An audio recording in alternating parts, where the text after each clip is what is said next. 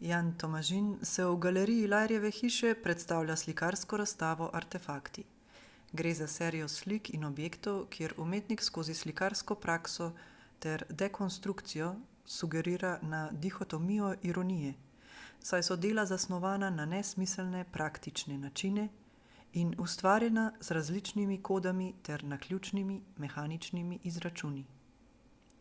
Dela se nanašajo sama nase, saj ne predstavljajo nekega objekta in so osvobojena vseh iluzionističnih znakov. Vendar se z namenom dosega končnosti manifestirajo do samih meja svojih fizičnih zmogljivosti, prav s to prakso dekonstrukcije pa dela dobijo svoj nov končni smisel. Ta čudna dvojnost se odraža v nespektakularnih umetniških objektih, za izvor katerih je potreben sam proces ter več mesecev praktične slikarske vztrajnosti. Nazivi del razlagajo njihov grandiozni obstoj.